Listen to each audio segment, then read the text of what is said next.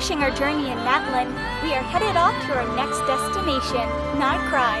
It is finally here, the land shrouded in mysteries, and where the people worship the moon, not an Archon. The place where all the factions are converging in. Let's find out what surprises we have on our way. Traveler and Paimon are ready to head to Nod-Krai. They go to a Nefer, who informs them that the weather is all clear, and it's the perfect time to travel. Mualani, Kachina, and Kanich surprise them by showing up and revealing they had planned a party with everyone, including the Pyro Archon herself. Paimon had informed them about the details of the journey. The group goes ahead with the plan and enjoys the party. A Fatui has been keeping eyes on the traveler's tracks and informs Sandrone, who is in Nod-Krai. After the party, they are off to the journey, where they ponder about the meaning of their journey's chapters. The group kept talking, and before they knew it, they had reached the Nod-Krai borders.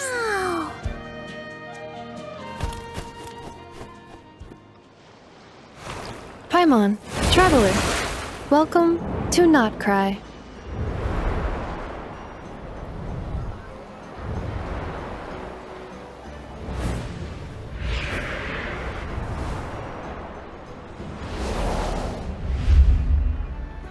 They arrive at Nasha Town, the biggest commercial outlet of Nod-Krai. Suddenly, the traveler sees something on the ground and gets unclear flashbacks, and reveals that this is the place where their spaceship first landed when they arrived in Teyvat, shocking Paimon. But they only remember landing and their sibling trying to wake them up. Nefer suggests Kavaki, a primordial power like Phlogiston or the primordial sea, may have triggered the memories. The traveler thinks it comes from the light realm. They believe their spaceship crashed somewhere in Nod-Krai, possibly near a beach, but the exact location is unknown. Walking further, they decide to go to the Adventurers Guild to inquire about the spaceship. Nefer shows them the way. They encounter a spirit floating around. Huh? What in Teyvat is that? Looks kinda like a Sealy, floating around in the air like that. Nefer explains Kuhenki are a species from Nod-Krai and familiars of the moon goddess. Though Nod-Krai is in Shnesnaya, its people worship the moon and follow ancient beliefs, with everything in the land deeply connected to the moon. She suggests following the Kuhenki, as it brings good fortune. They follow it and find a treasure and a note that tells about various landmarks. They travel around Nasha Town. Paimon tells that Nasha Town is quite big, but a little different than what she had imagined. Nefer says Nod-Krai once had a peaceful era called the Age of Fae. The Lantern Fae performed many good deeds, and today's Lightkeeper's Lantern Patrols honor them. After the Abyssal Calamity, the Lantern Fae extinguished their light. Currently, Nod-Krai has no official authority. Nefer shows them the way to the Adventurers Guild. While coming across the huge cannon in the Nasha Town, she explains that it was Aino's boom and blast Kavaki cannon, which she uses when the wild hunt threat becomes serious across the town. They arrive at the flagship to meet Varka, mentioned in his letter via Nefer. Varka is missing. The bartender says he went to Amsvartnir, a northern Nod-Krai lake, taking his knights to investigate something wrong there. After inspecting the room, Paimon bumps into a man, Flynn's, a Ratnik lightkeeper who patrols graveyards against the wild hunt and is in town to repair his broken lantern. The traveler senses something wrong with the lantern, feeling similar to abyssal energy. Leaving the tavern, they notice some people passing out food to others, and they investigate. The tall woman recognizes them as travelers and introduces herself as Llama, a moon chanter of the Frost Moon Scions. At the Adventurers Guild, Paimon expects Catherine, but they encounter Marionette, the 7th Fatui Harbinger. She warns them not to interfere in Fatui matters, upset by their Natlan actions, then leaves. Catherine appears shortly after to greet them. When Nefer returns, The traveler tells them that they did not find any information about the spaceship.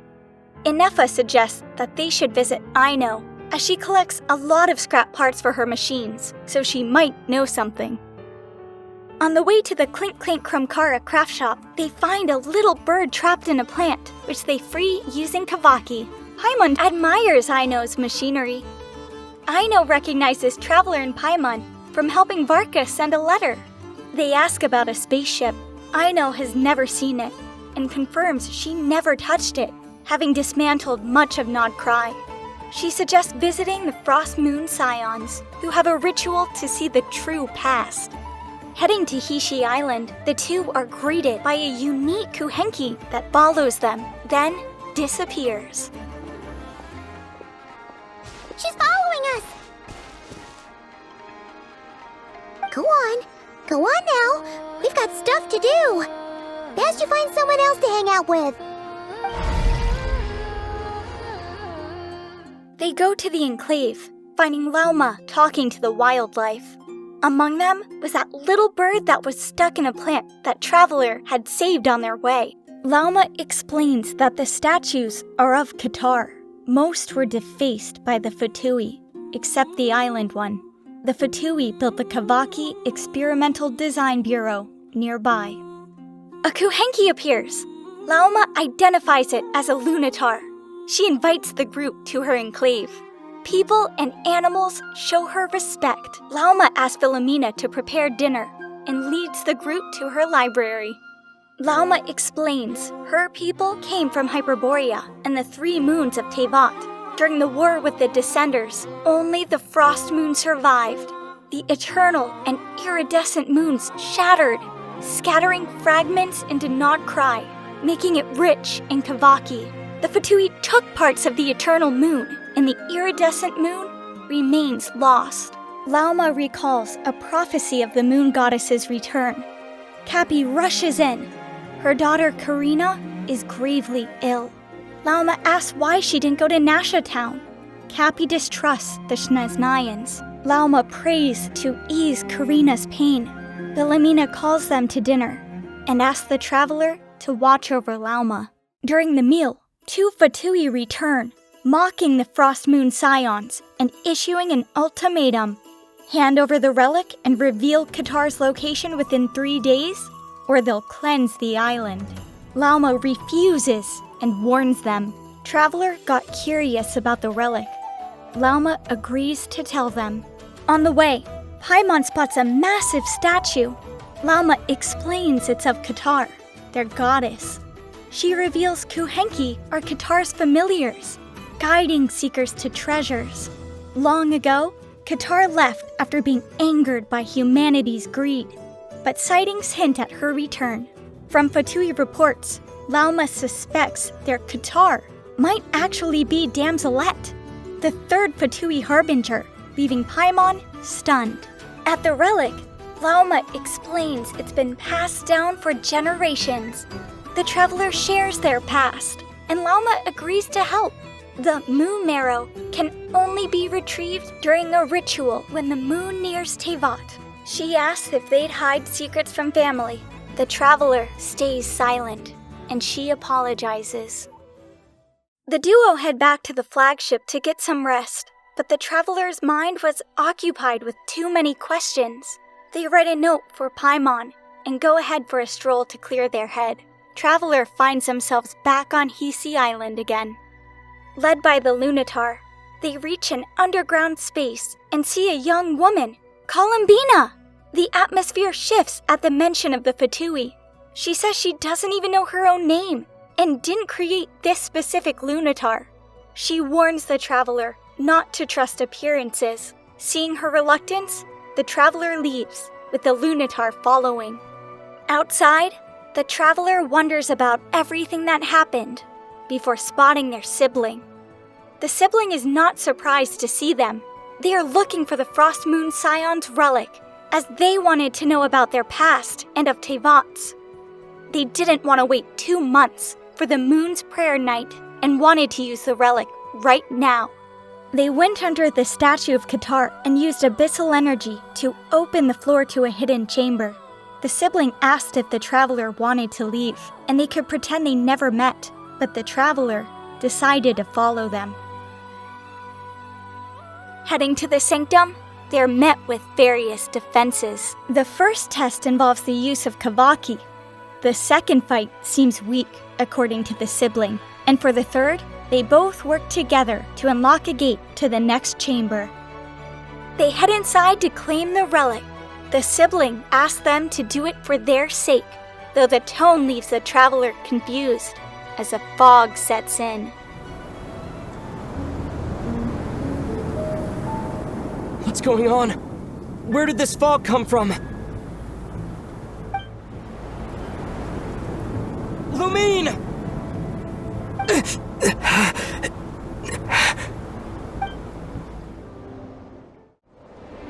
Lumine!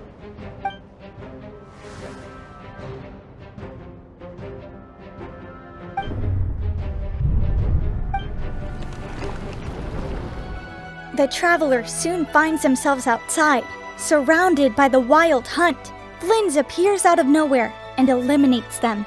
He tells them that he was on patrol when he saw them in danger, and he also saw someone else rush out too, causing them to realize it was their sibling.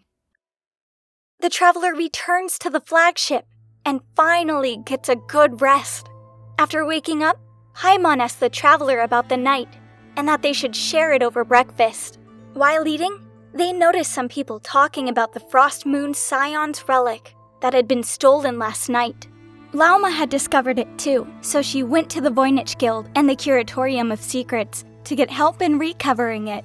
They too decide to head there. Llama and the boss of Curatorium of Secrets, Nefer, greets them. Nefer is aware of the traveler's reputation across other nations. While the talk goes on, the traveler confesses that they did attempt to steal the relic. While Llama was not upset, she appreciates their honesty. She believes they had good intentions, and hence overcame trials, while their sibling held malice. Nefer asks if they were sure if it was their sibling, as she had heard that the Fatui had called off the search for the relic, making them believe Fatui got their hands on it. Llama requests Nefer to take the commission of retrieving it, but she refuses, as she wants to maintain strict neutrality. Then, Llama asks her to at least tell the next person who comes in to help them instead. Yehoda is the one to enter, and Nefer requests her with the assistance, while also firing her on the spot. Yehoda gets confused, but promises to make a plan in a day. Then, the traveler and Paimon visit Llama in Hisi Island doing prayer. She reveals massive antlers on her head, telling them about the rare condition. She tells them that she's very sensitive to Kavaki and had to learn to control it, and that she can feel nothing from the moon in the sky that the Scions pray to. She asks them if the sky and moon are fake, since only they, a descender, could confirm her suspicion. Traveler tells her a truth about the fake sky, making her relieved. Llama decides to not keep everyone in the dark for too long, interrupted by Cappy, who tells them her daughter's condition is worsening. The trio rush to her, and Llama asks Cappy to go out. Llama uses her silver blood to temporarily heal the child. Noticing the scars on her hand, the traveler realizes she has been doing this for a while to heal everyone. As they walk out, Wilhelmina warns them not to step on her traps, as Llama asks them to prepare for the coming Fatui invasion. The traveler decides to revisit Colombina, and Paimon suggests bringing food for her. They arrive at the Silver Moon Hall and greet her, and she notices Paimon was a new presence. They offer her food, but she doesn't respond. When asked about the fake sky, Colombina explains there's only one moon, yet some can see it and some cannot, calling it the missing prologue, which confuses everyone. About her song, she says it's the only melody she's remembered since birth. Frost Moon Scions once found her and named her their goddess, but their greed and blind faith drove her away. She reveals her true beginning lies written on the moon, beyond the false sky. As she spoke, Colombina grew weak, believing it to be the price of betrayal. She revealed that Fatui only sought her moon goddess powers, though she once saw them as family. Having kept her promise to the Tsaritsa, most of her power was spent, so she remained there to recover. The flowers in the hall reacted to Kavaki, and though she wished to use the relic to uncover her past, fear of being seen held her back. Llama had urged her to stay hidden from the frost moons to avoid chaos. The traveler then returned to the flagship, letting her rest. The duo meet with Llama and Yehoda for their infiltration. Yehoda tries to bluff her way out, but is upset at how fearless her clients are, claiming they should either go back to Nasha Town for supplies or disband, both of which got refused. Thus, she is forced to bring them inside, making use of security terminals to give them a clear entrance. However, their ascension to the top is interrupted by a lack of power, so they enter through a ventilation shaft only for it to close and separate them. Llama uses Kavaki to reveal numerous lasers, while the traveler informs Yehoda on adjusting the corridor. Yehoda is unable to provide clearance with her current card, so she uses an ID card using the janitor bot in the research bureau. She then triggers an alarm to divert two Fatui underneath the others. They continue their trail until they activate a massive cannon, revealing a large moon fragment underneath them. Llama tells Yehoda that the commission is complete, but she insists on tagging along, and they descend down. While investigating, a door opens and reveals Philomena, who joined the Fatui as she could no longer live a lie. That night, she followed the traveler and their sibling and took the moon marrow. Llama admits to knowing the truth, but she couldn't reveal it to everyone yet. She tells her that the sky is fake and promises to reveal everything to the Scions soon. As the sign of respect, Philomena performs the traditional punishment for betrayal by cutting her antlers. She revealed that Marionette took the moon marrow. The group heads to the place to retrieve the moon marrow. They confront her, but she refuses to return it and orders her soldiers to deal with them. They do not respond. The group discovers the wild hunt was attacking them. The dark fog separates everyone, engulfing the area. Everyone gets separated, and Traveler finds their sibling again. Traveler confronts them.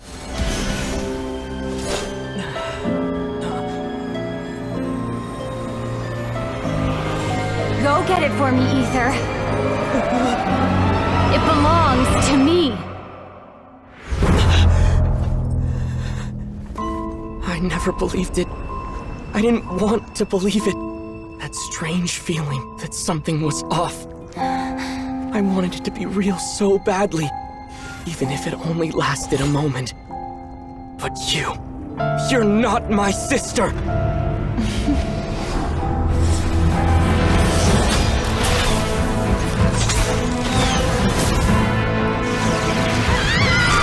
Moon Goddess, please save us! Why is this happening to us? Has been abandoned? The cold night should be our blessing, yet only confusion and sorrow remain. The truth may yet lie beyond the sky, but must we become lost because of it? Standing before you, as a scion of Hyperborea and the Frost Moon's emissary, I say this.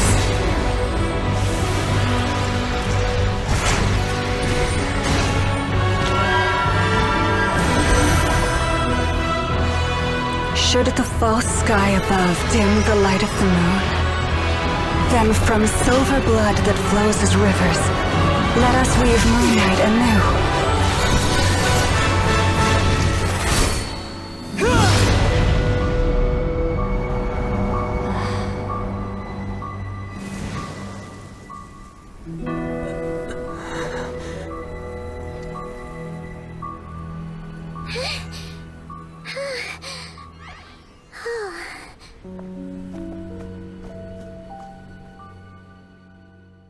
The group fights the wild hunt, Marionette extracts the moon marrow from Polonia, her robot, returning them to the group, and asks them to leave before she changes her mind. The group runs into Flynn's, who came by sensing the wild hunt. The traveler warns him that they've changed in nature as he departs. Everyone returns to the curatorium. Nefer hires back Yehoda. Llama asks her to urgently fetch her some medicines. As the traveler leaves, Llama tells them that she plans to reveal the truth to the Frost Moon Scions. With the wild hunt exposing the secret chamber, they needed a new place for the moon marrow.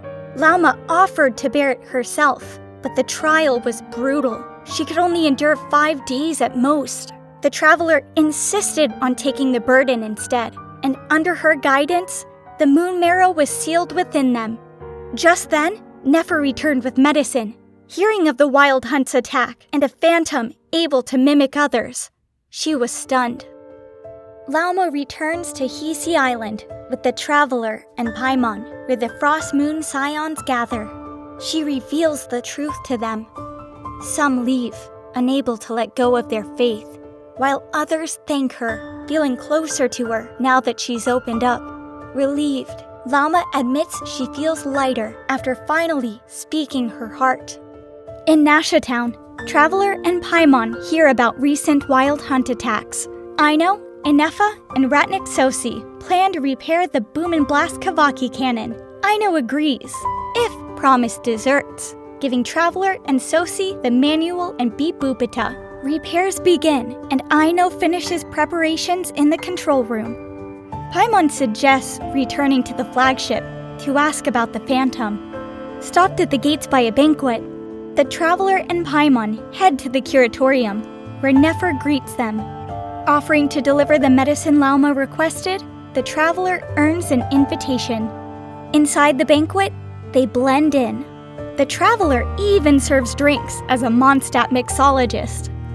While gathering info, they learn no one knows much about the Wild Hunt Phantom, only that someone has been clearing corrupted sites before the Lightkeepers arrive. Yehoda soon arrives with Llama's medicine and brings them to the plaza. A massive crowd gathers, and as the Kavaki cannon is ready to fire, everyone gets excited.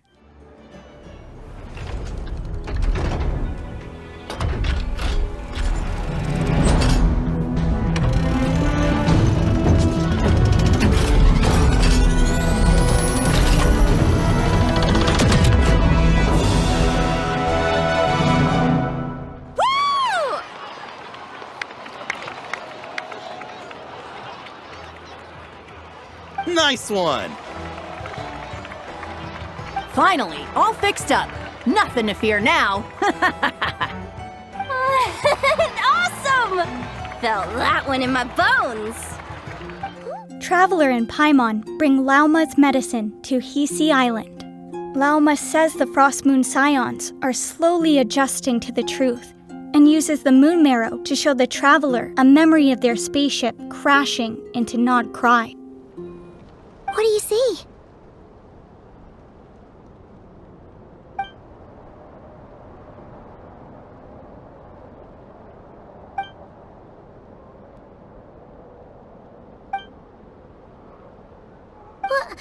Is it over already?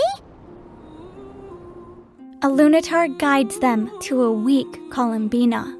She draws power from the moon marrow, but refuses to hold it herself.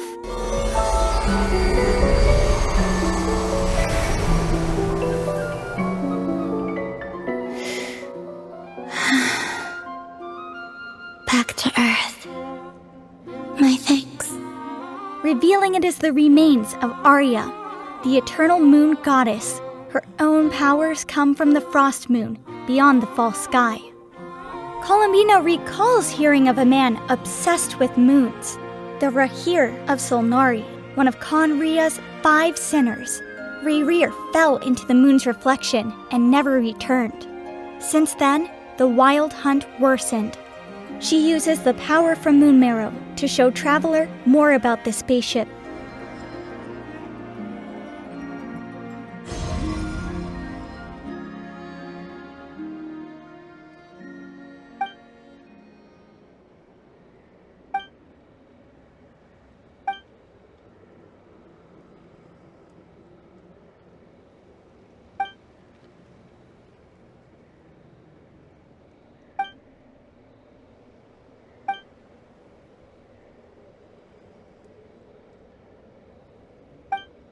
Where is this?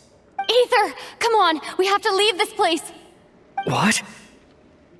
She helps conceal the moon marrow within the Traveler and promises to join them for a stroll later. Traveler and Paimon update Llama. She assures the Scions will fight. They meet Aino, who believes her Kavaki cannon could stop Rerir. She reveals Sosi had been murdered. At the crime scene, Nefer gets them entry.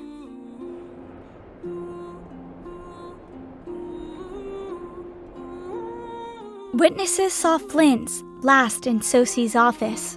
Sosi died from a polyarm wound, making Flynn's the main suspect, though colleagues doubt it. Traveler recalls sensing abyssal presence from his lantern when they had bumped at the flagship.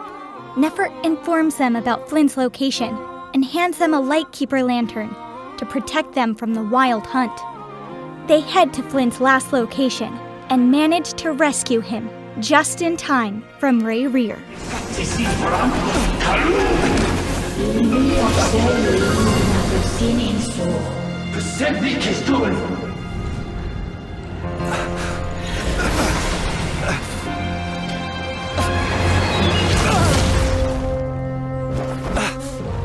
Hand it over. That was mine from the first. You're a fool. You again.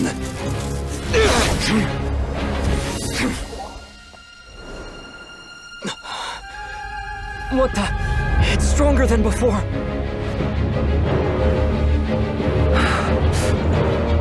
Lantern now!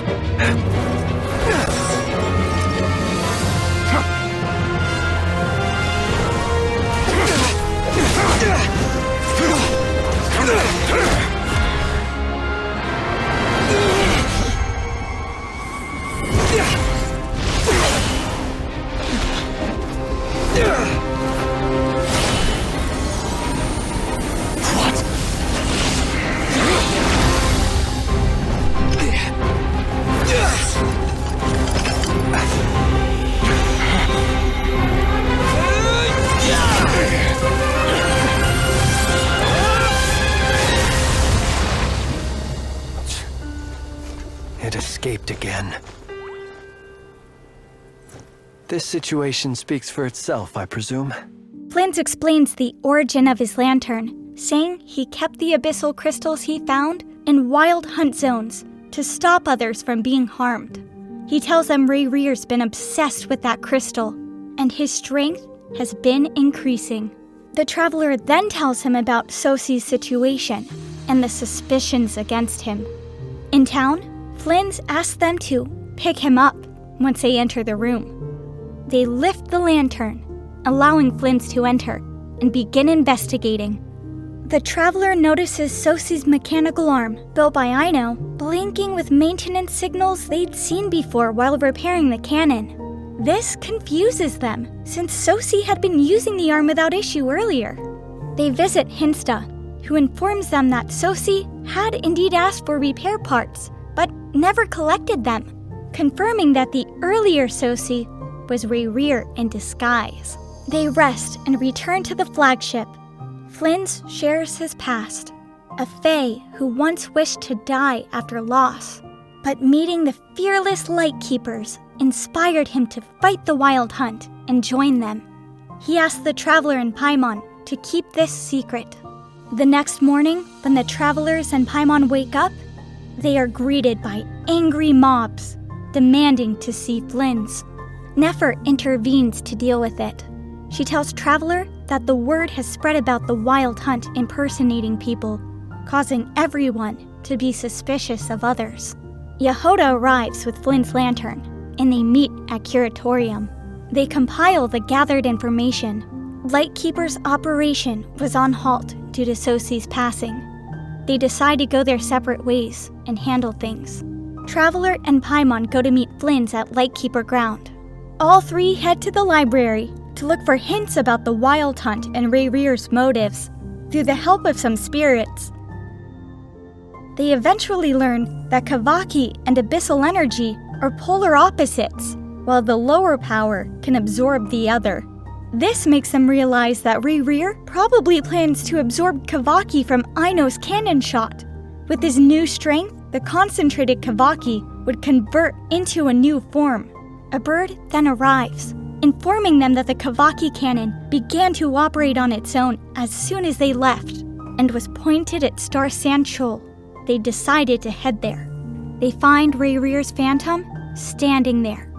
He reveals the origin of the wild hunt, and that he had spent his time collecting fragments of his former corpse to rebuild himself, with his heart being in Flynn's lantern. Rerir states that while Aino's cannon would not restore his true form, it was potent enough to restore enough power to crush anyone who stood in his way, and he prepares to fight them. In Nasha Town, Aino, Llama, Nefer, and Yehuda realize distrust is causing unrest. Llama calms the people, Nefer gone to reach her contacts, while Aino and Nefer rush to the cannon. They fight off a knuckle-duckle and other defenses, but see the cannon about to fire. Aino suggests an emergency stop, but Nefer warns it would destroy the town. Instead, Nefer climbs the cannon to break it manually. Flynn and Traveler try to divert the Kavaki rays from Rerir.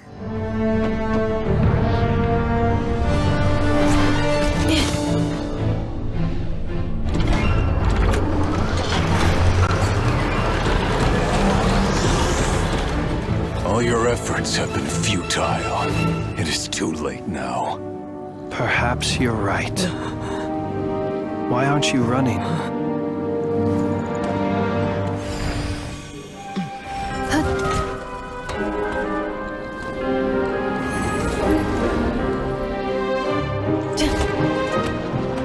Sigi sato passa sax, iti ipotuftos. Necritus necrus baptisi, canis ondes tu solos pentusi. Osesticos palatin piratur resurrecru, topieto aetion veratum.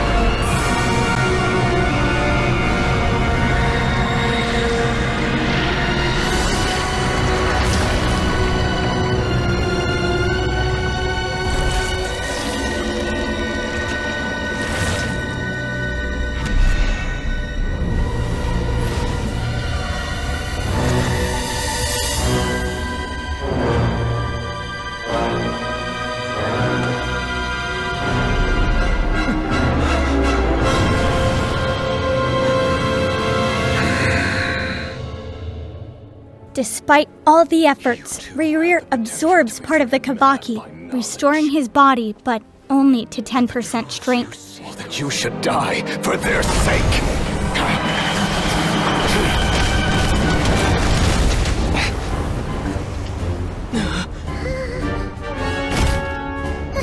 You're wrong. The unknown is but a fog to be dispersed. Knowledge is the true pillar of the world.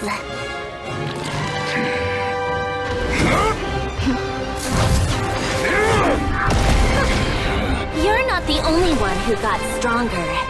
Polonia!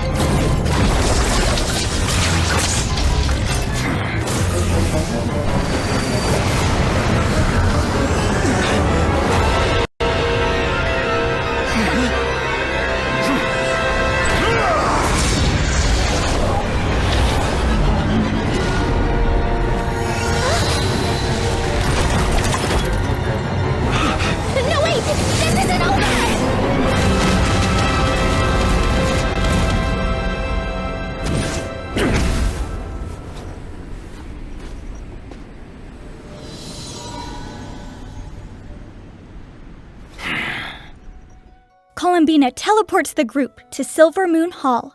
Sandrone, annoyed, argues with Colombina for interrupting her before she leaves. Colombina explains she couldn't let the moon marrow inside the Traveler fall to Rerir. Flynn asks if she shielded Hisi Island from the cannon, but she denies it. They leave while letting her rest. Afterward, Colombina grows weak from using her power. The group minimized the harm, but still has no idea about Rerir's motives. Flynn invites Traveler to pay their last tribute to Major Sosi. Later, during the ongoing restoration efforts, Traveler finds Colombina on a rooftop. She was out strolling, following their previous suggestion. She shares that their spaceship might have been intentionally hidden, and the rest of the Fatui have their own problems to deal with, so they won't interfere. She said that she desires to return the moon that belongs to her. I still wish to return to the moon that belongs to me. That is where the answers lie buried. That is my true home. If you like this video and want to support my channel, that means a lot. I made this channel for fans who love game stories but don't have time to play. On PST, you can enjoy them like a movie. If that's you, let me know in the comments. Until next time, take care, and I'll see you in the next video.